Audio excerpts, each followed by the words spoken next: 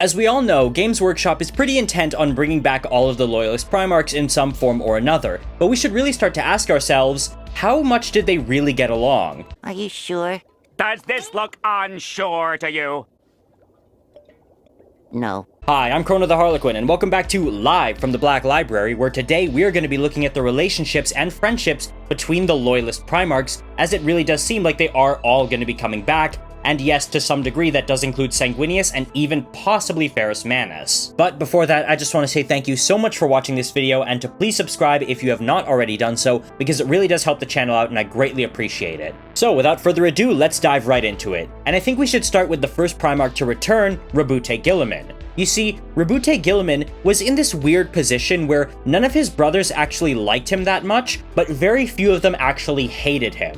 You see, Roboute Guilliman had a reputation as being kind of a busybody, in that he was always criticizing others, as well as giving them unsolicited advice about how to run their legions. This especially grated against Perturabo and Alfarius in particular, because they had their own very specific methods of warfare that they were convinced were the best ways. Perturabo's being the grinding attritional warfare of siegecraft, and Alfarius being the cunning master of subterfuge and infiltration that he was. A part of this also comes down to the fact that he was seen as being a little too perfect because of how well he performed and because of his stewardship of the realm of Ultramar. You see, even the Emperor never fully trusted Guilliman and had people keeping their eyes on him, because he didn't trust his empire building. Malcador the Sigillite actually comments on this himself. And of course we all know about his famous exchange with Angron on the surface of New Syria. And what Angron says here, while extreme, does really encapsulate the problem with Roboute Guilliman in regard to dealing with his brothers. He got off so much easier than all of them.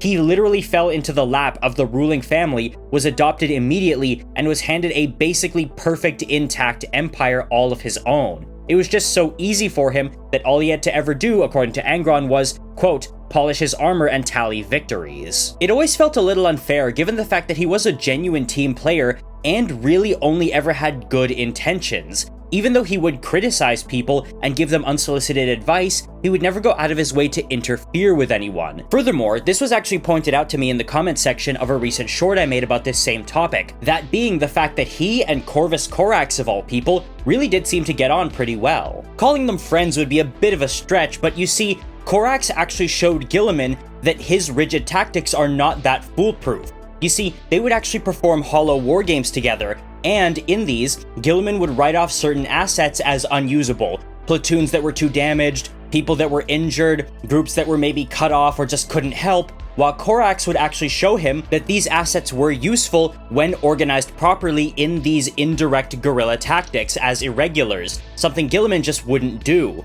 And he managed to beat Guilliman 3-0. And Corax, for his part, would admit that Guilliman was the better commander between the two, stating that while I can win battles, Guilliman can win wars, because after the third attempt, Guilliman would start beating him consistently after adjusting his strategy. So even if they weren't like close personal friends, they did still have good things to say about each other and a great respect for one another. Now, also touching on it briefly, his relationships with the Traitor Primarchs were also interesting. The one that gets touched on the most in videos like this is his very difficult relationship with Lorgar Aurelian, Primarch of the Word-Bearers, and that's because the feelings between them were in no way mutual. Lorgar flatly despised Guilliman, but Guilliman never held any animosity towards Lorgar, and in fact felt bad in the role he played unwittingly during the burning of Monarchia. Furthermore, when they finally meet face to face after the Battle of Kolth, where Guilliman finally did start hating him, it becomes clear to Lorgar that Guilliman never hated him initially, and that was actually a tough pill for him to swallow, but at that point it was far too late. And as previously mentioned, Guilliman and Perturabo didn't get along well either, because Guilliman would criticize Perturabo's decision to decimate part of his legion, simply because he viewed this as a waste of resources. And speaking of wasting resources, he also had this same gripe with Alfarius, or Omegon depending on who you ask, because they would let a city effectively go into full rebellion so that they could challenge themselves in taking it down more, as opposed to just immediately striking at the capital and ending it there. For the Alpha Legion, this was a big win, but Guilliman said it was, quote, a waste of the Emperor's bolt shells, and this sort of cemented animosity between them. Animosity that would finally come to bear when Omegon would square off against Guilliman during the Battle of Escrador, which may or may not have resulted in his death. However, if you've been following my channel for any amount of time, you know how I feel about Escrador and what happened there. However, Horus Lupercal and Guilliman did get along really well and were seen as genuine friends. In fact, Guilliman counts him as one of the few people he genuinely considered a friend. However, more interestingly than that, because Horus is a very obvious choice, he was very charismatic, Guilliman really liked Ferrus Manus and admired him a lot. This is why, when he received the news of Corax, Vulkan, and Ferrus Manus all dying on Istvan V, he remarked to himself immediately that Ferrus Manus is the one he would miss the most. I'll get more into that one later when I talk about Ferrus Manus directly, but it should be noted, Guilliman respected Manus a lot. And speaking of respect, let's move on to Lionel Johnson, the second Primarch to return in the setting and the only other one we have back physically. You see, Lionel Johnson was incredibly well respected because of his great abilities and the fact that he was technically the oldest of the Primarchs, if only just being born a little bit before. In fact, Guilliman introduces him to his mother as, quote, my older brother. However, much like Guilliman, Lionel Johnson was not very well liked even if he was revered for his abilities. You see, he was known for being very, very difficult to work with. You just couldn't approach him or talk to him,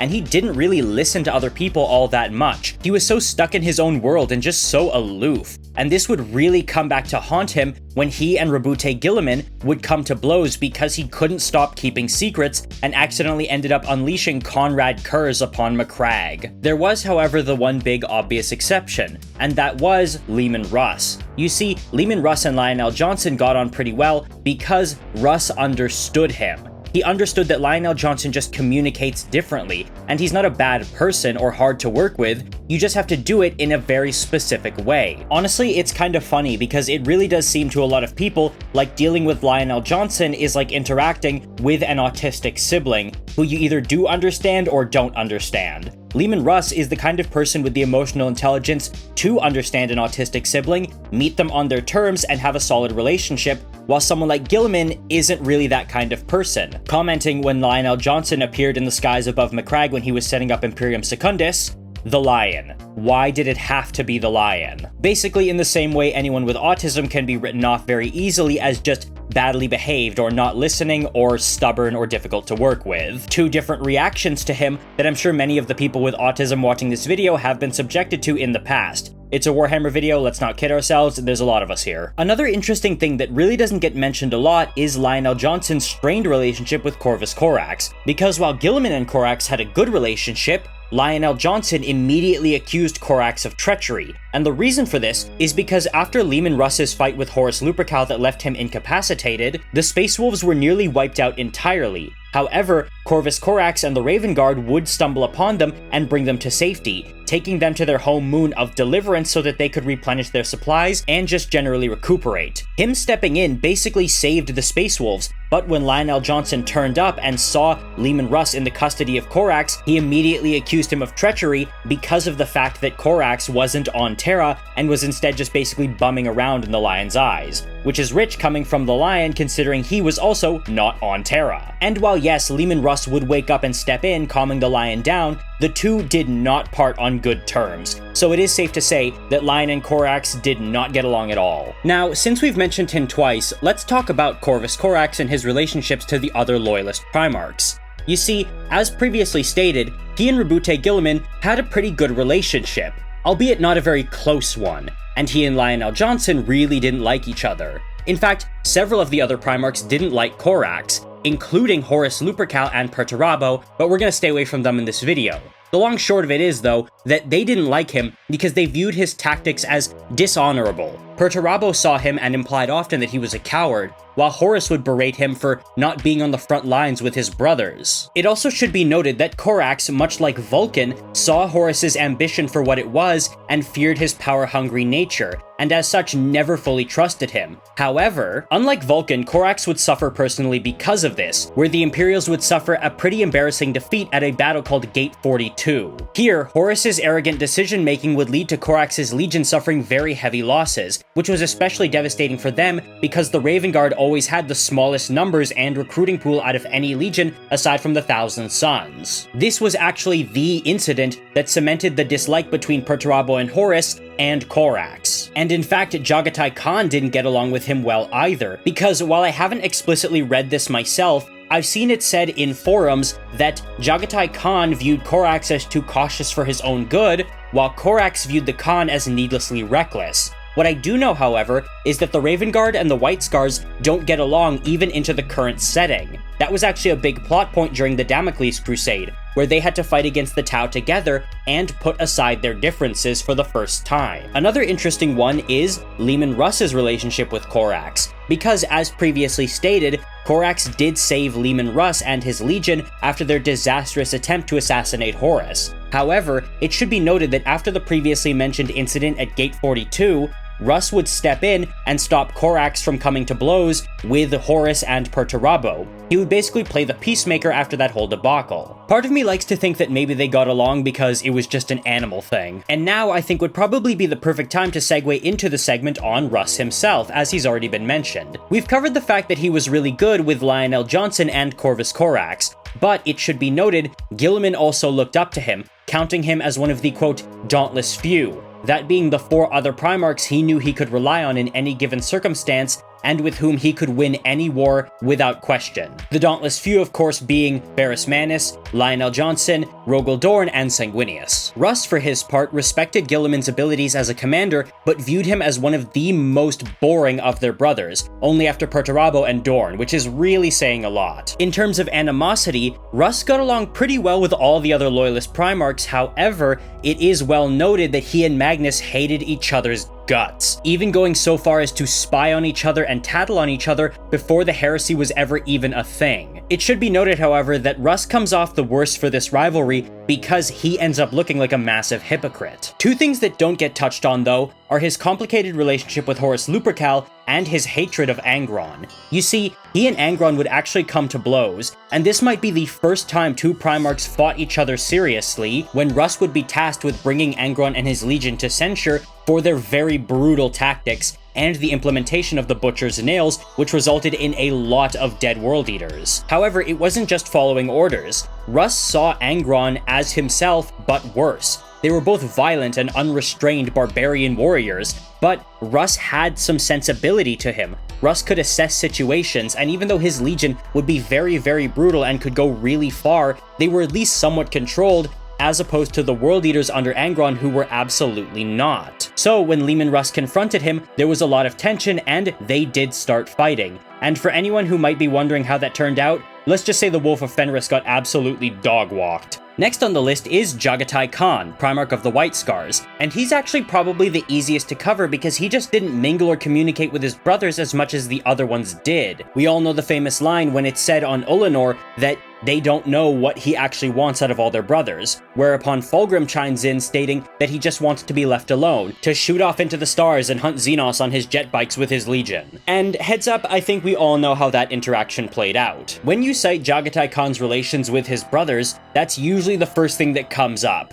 His bickering with Fulgrim, especially on Ulanor. However, he did bicker with other ones too. He really got around in that regard. A good example of this is how he and Rogal Dorn would squabble during the defense of Terra, where Jaghatai Khan would want to ride out and take the fight to the enemy, both to help protect mortal troops, boost morale, and just not sit around doing nothing, where Rogal Dorn would continually try to hold him back, stating, no, we have to stay on the walls, no, we have to keep ourselves safe because of how important we are, no, we need to hang back, no, we need to play the long game, this, that, and a third. And it actually got to a point where Jaghatai Khan would find out that Rogal Dorn sacrificed an entire spaceport in order to keep other parts of the palace protected, knowingly condemning all the brave souls defending that area to death. And when Jaghatai Khan found out, he was furious. He ranted and raved to Shiban Khan about how, oh, he didn't tell us, does he not trust us? Shiban said, well, he probably felt you would have opposed him on the matter, to which Jaghatai Khan responded, yes, absolutely I would have. And for that matter, Dorn wasn't the only Loyalist Primarch who Jaghatai didn't get along with, the other one actually being Leman Russ. Now on the face of it, that could seem really odd. They're both free spirits who want to conduct their legions as they see fit. They value independence and their traditions, and they both come from very spiritual legions. However, the crux of their disagreement comes from one thing. Magnus the Red. You see, Jaghatai Khan was very close to Magnus, and the Stormseers of his legion, their librarians, were deeply valued and revered, so them being disbanded because of Leman Russ's and Mortarion's opposition to the Librarius really soured relations between the two, and funnily enough, when Jaghatai Khan heard about the heresy and the burning of Prospero, he immediately assumed that Leman Russ was the traitor, that he had taken things too far and taken matters into his own hands and destroyed the Thousand Sons out of his own volition. Now, Jaghatai didn't immediately take action, however he was immensely suspicious of Russ, but it does say a lot that elements of his legion literally stood up and declared, "We are going to make war against the traitor, Leman Russ." And the reason he felt so strongly about this was because of just how close he was with Magnus the Red. They came from, again, both very spiritual legions, so they just understood each other. Furthermore, they were both kind of seen as outcasts among their brothers, the Khan being seen as this barbarian, while Magnus was seen as, well, Magnus. And while Jaghatai couldn't officially attend the Council of Nicaea, he was very sure to send all his best Stormseers to the meeting. Another Primarch who Jaghatai Khan got along with really well was Horus Lupercal, because Horus always had that vibe of respecting ability above diplomacy or aesthetics. He just really respected you if you could do what it is you did, aside from Corvus Corax. This is why, when the Horace broke out, no one was sure which way the Khan would go, because he wasn't close to the Emperor, and he wasn't close to any of the Loyalist brothers, and all his friends were now traitors. The Khan himself actually comments on this, stating that, quote, "I'm fighting for a father I never loved against a brother I did." This, of course, being in reference to Horus. And we know about his confrontation with Magnus's shard on the surface of Prospero, where they have a heartfelt goodbye. Next up on the list is Rogal Dorn. And Dorn is, again, a difficult one, because he, again, didn't interact with the other Primarchs all that much. He sat on Terra for most of the heresy alone. And as previously stated, he did not have an amazing relationship with Jaghatai Khan. However, there was one Primarch we know he was particularly close with, and that was Horus Lupercal. You see, he was one of the few who congratulated Horus when he was appointed War Master, as opposed to some who were pretty mopey about it or just didn't approve of the title at all. And he was so put out when he found out Horus had betrayed him. Some of the Primarchs were really upset, some couldn't believe it, but Dorn was straight up ready to kill Nathaniel Garrow for daring to deliver the news. It is, however, stated though that he and Leman Russ had a level of mutual respect for each other, and I would like to state that he was the only Primarch that Constantine Valdor genuinely liked. And Valdor did not think highly of any of the Primarchs, so I'll count it. Next on the list is Vulkan, Primarch of the Salamanders. And Vulkan is a pretty easy one because he just was really well liked. Nobody had a bad thing to say about him because he was very compassionate and very honest. One moment that sticks out to me actually was when Guilliman found out Vulkan was the one who fell from the sky over Macragge, and upon seeing him recovering in hospital before Vulkan started lashing out in insanity, he didn't ask, "Is he on our side? Can he be trusted? How is everything?" He immediately said, "Let me go to him, let me in there," indicating a level of trust and comfortability between the two, and I could totally see that given the fact that Guilliman was a pretty fair and not cruel Primarch, so he and Vulkan would have gotten along. Another example of Vulkan getting along with his brother Primarchs was with Perturabo, because when Perturabo found some of Da Vinci's old schematics for a perpetual motion machine, he gave them to Vulkan, who was able to make and finely tune it. And he would put it in a miniature Warhound Titan that he would gift to Perturabo. Now, we all know what happened to that Titan, but it still is a very nice gesture. However, that relationship pales in comparison to what he had going on with Ferrus Manus, because they were really close. And a lot of people don't seem to realize this, but Vulkan was the only other Primarch that Ferrus Manus seemed to have properly liked. They fought together a lot, they would make weapons for each other a lot, and when Ferrus Manus died, Vulkan was the one who broke the news to Corax because he could feel it.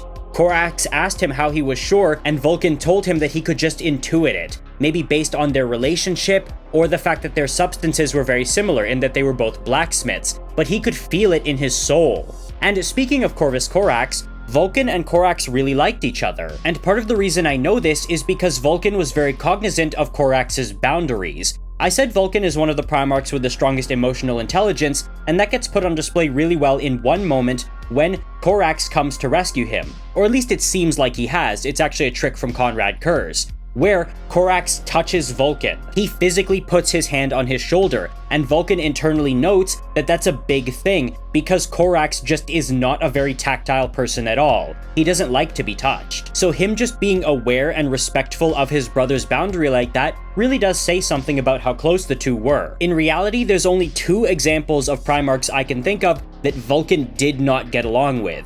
The first being obviously Conrad Kurz, because even before the heresy broke out and Kurz would lock him in a labyrinth aboard his ship and torture him, they obviously didn't get along because obviously Kurz was so cruel, but also because he was constantly trying to bring Vulkan down to his level, something that would result partially in the death of Vulkan's personal remembrancer, someone he considered a friend. And there was Horus Lupercal. Vulkan was one of the very few Primarchs who did not like Horus. He actually crafted a weapon for him called Dawnbringer that he never gave to him because he could sense something in him. Some kind of darkness, something that just made him hesitate. Call it vibes, but he just didn't really like him because something spoke to him in there. Again, Vulkan with that high emotional intelligence. Next up on the list is Ferrus Manus, and this one is also going to be a very easy one. We know how close he was with Fulgrim. The two of them formed an unshakable bond when they would have a competition between the two of them below the Imperial Palace, wherein they would basically declare their competition a tie and trade weapons as a symbol of friendship.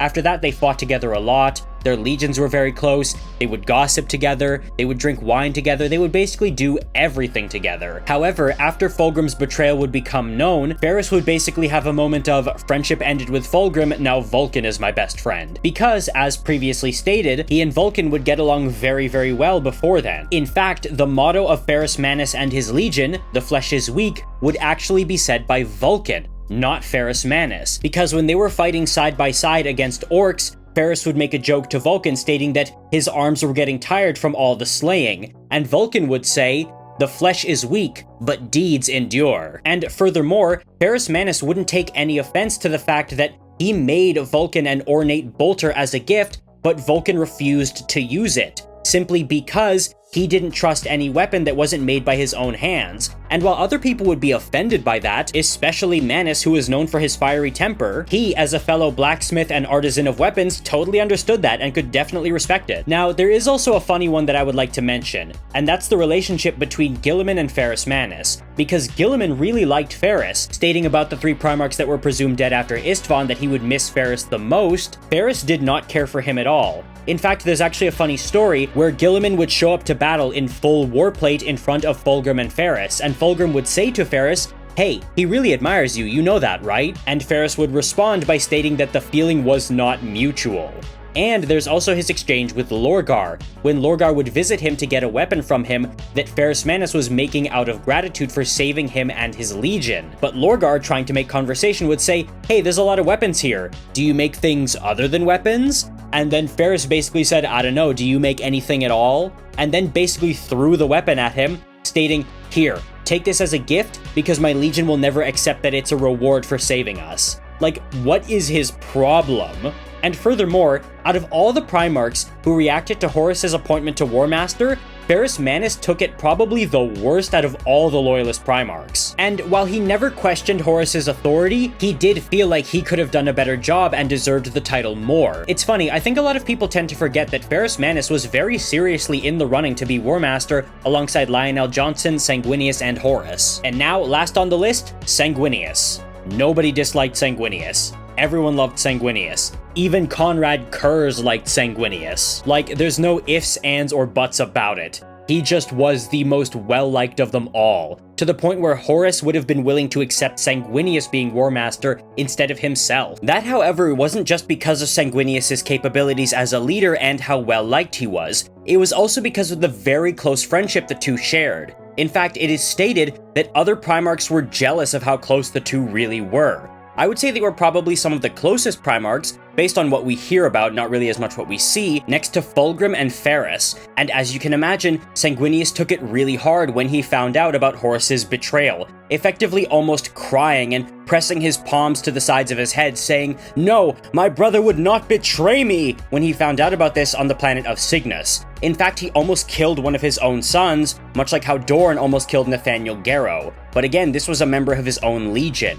that being Nasir Amet. Sanguinius also had a particularly close bond with Jaghatai Khan, because they both supported the usage of Psykers in the Legion and saw their great value. Furthermore, Sanguinius admired him quite a bit, cornering him after all the brothers tried to catch up with him, and having a sit-down with him aboard the Red Tier, where they have a really nice, honest heart-to-heart. They talk about their legions, they talk about the Imperial truth, they talk about a lot of things, and Sanguinius is genuinely interested in what the Khan has to say, and funnily enough, the Khan actually yields to him. When they end up locking eyes over the discussion of whether or not Jaghatai should support him and Magnus's cause to keep the Librarius afloat, the Khan looks him in the eyes and then looks away first, effectively yielding to him. Jaghatai would never do that to someone he does not absolutely respect wholeheartedly. So while this whole relationship of theirs does kind of seem like just the Khan really admiring Sanguinius because, well, he's Sanguinius, it does have more substance to it because Sanguinius admires him and his legion and really wants him on side. Another interesting thing to note, however, though, is that while Sanguinius doesn't seem to have disliked any of his brothers, there were some he was wary of. Specifically Alfarius and Lorgar. You see, when Horus Lupercal found out about the Red Thirst back during the Great Crusade, Sanguinius was very nervous, but Horus tried to calm him saying, hey, don't worry, we're your brothers, we love you, you can tell us about this sort of thing. But Sanguinius kind of freaked out and said, no, you don't understand. Not everyone's gonna be as understanding and forgiving as you.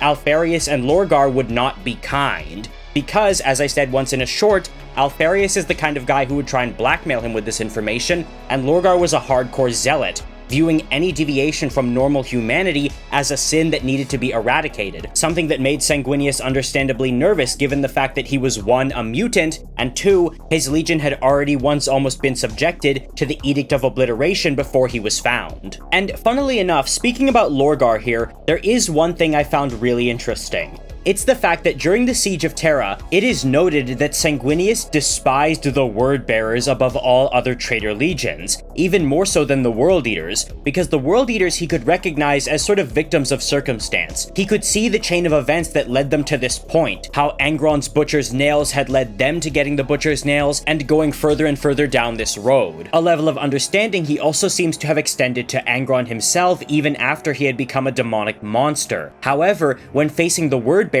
he hollered at them, traitors, oath-breakers, and other such indictments, because he recognized the role they played in all this, and how they were the ones who gave themselves over most willingly, knowing full well what they were getting themselves into, as opposed to other legions who had sort of been led down this path by misfortune, or had been effectively deceived into it like Magnus's legion had been. So while it's never explicitly stated that this animosity also extended to Lorgar, because remember, Lorgar wasn't present at the siege and the two never met each other throughout the entire heresy, I feel like it probably would. And that's it, that's all the relationships between the Loyalist Primarchs I can think of.